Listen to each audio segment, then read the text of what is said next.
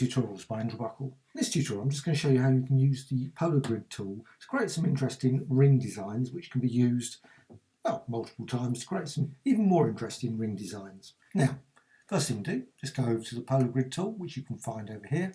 It's beneath the align segment tool, polar grid tool there, and then just going to use, I'm going to set that to nil, and then I'm going to put typical nothing there. Okay, just set the colour to black and then drag that out there.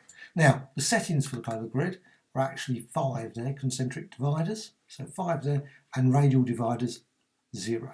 That's just to quickly create some rings. Now, once you've actually got that, you can set obviously the stroke, maybe 4, 3, etc. What you can do then is object and expand. Click OK.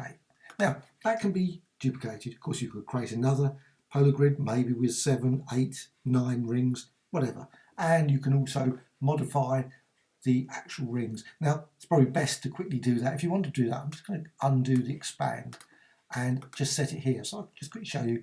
Just set that, say, to 9. Now, of course, they're all selected, so that would be of no use. So object, ungroup, if you want to actually just change.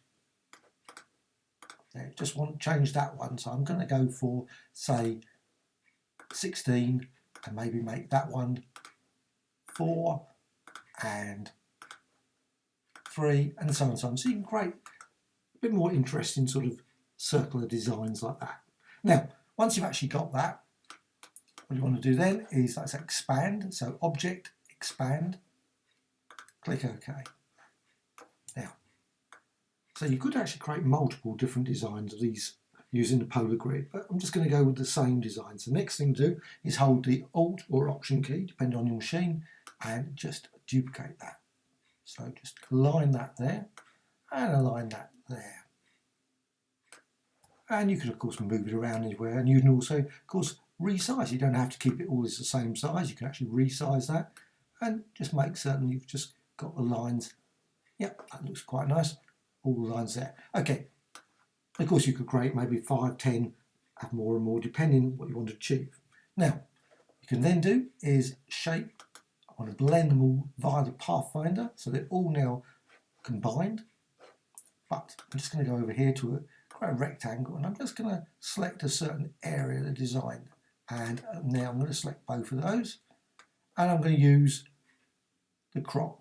So I'm just going to crop that down now. Now, once you've actually done that, what you can do then is go up here, and I'm certain there's many other ways. This is the way I always do it anyway. Just quickly go and select rectangles or something like that, and then go up there, make that nil and nil, obviously no colour, and then go to select, same, and fill and stroke, and you see both that's selected now. Delete, and now what you can do, just go over here and shape. If you did that before, you'd end up with sort of the whole thing becomes blocked out, or certain parts of it just end up being black, which doesn't look particularly elegant. Now you've got this design. Now you could stop at this point, just drag that into the symbols, but I'm actually going to colour it. So I'm just going to quickly drag that out. So next thing, I'm just going to create another rectangle, which is, could of course save the last one, but I didn't. So, and there's the design there. And now I don't want to set that. What I want to do is set that. So I'm just going to go over there, set that to that, and then set that. I want arrange centre back, so it's behind that. So you've got this design now. Again, you could actually stop at this point, but what you can do, obviously select both of those paths, and then you can go over to, and I'm just going to quick go over there, the live paint bucket. Select that. Now, there's some colours obviously over here. You could of course have first swatches just to select them, but I'm using the colour guide. I quite like, and you can obviously just change the colours. Maybe you don't want that. You maybe go for like more purples or something. I'm just going to go with this one. So now select the colour there, obviously just set there, and then go over there. And you can just quickly select. I'm just going to randomly go through that. And as long as that sort of point, you can just see that little pointer. You've got the little, it's just showing the colour it's going to use, and again you can just select that, go there, and so on. So you can quickly go through all this, and I'm just going to quickly go through this design.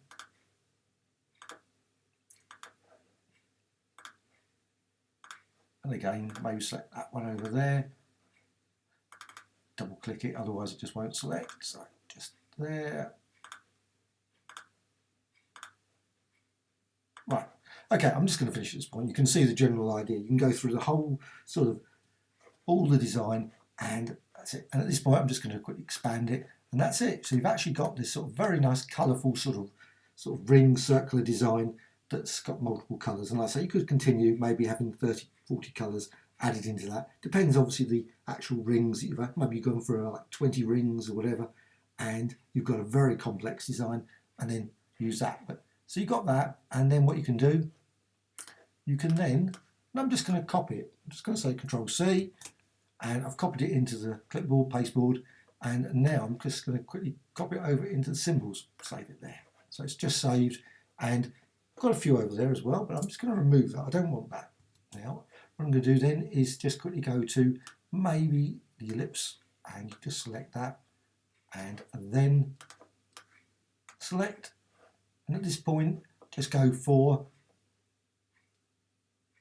crop, and then drag down there, and click OK. And you can create obviously a whole range of different symbols, which once you've done that, I'm not going to remove that now, you can quickly go over and maybe spray them. So I'm just going to just spray the designs just like that. So you can really create some very abstract circular designs, ring designs, and there's a whole range of different designs there. And there's one another sort of design created, and you can sort of slightly offset the rings as well. You don't have to go with the same rings. You, like I said, resize them, make a whole range of very abstract designs just by doing that. So you can just see the sort of, maybe like I say, have a big border around there, maybe make them square, maybe make them into a star design, and so on. So a whole range of different designs. Now, the reason I pointed out these ones, you can actually find these symbols on the Graphicxtras website. They're a little small selection of free symbols on the Graphicxtras website. You can find it via the links on this this tutorial. So you can just quickly go to there, and then you go to the freebie section, and you can use them commercial, personal, whatever you want to do with them. Crazy just by using this approach, and of course you can then modify them yourself if you wish. Okay, hope you found this of interest, and please subscribe to the Graphicxtras channel, and also please check out the Graphicxtras.com website. Always adding lots and lots of tutorials on obviously video ones as well as just standard HTML ones. Hope you found this of interest. Bye.